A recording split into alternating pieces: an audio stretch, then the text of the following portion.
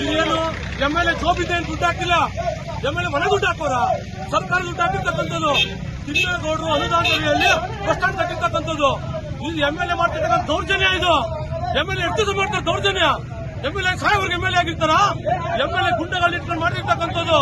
ಈ ಕ್ಷೇತ್ರದ ಎಂಪಿ ಕೂಡ ಅವರೇ ಎಂಪಿನ ಮರ್ತ್ಬಿಟ್ಟು ಎಂಎಲ್ಎ ಮಾಡ್ತಿರ್ತಕ್ಕಂಥದ್ದು.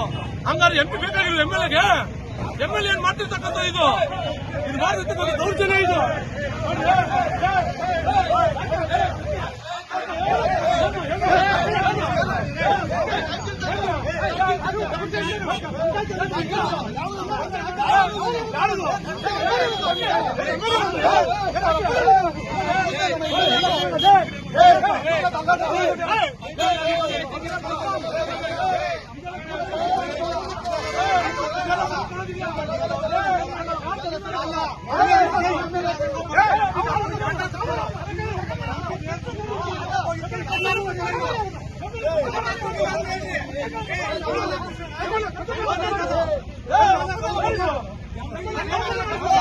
ರೌಡಿಗಳು ಬಿಟ್ಟು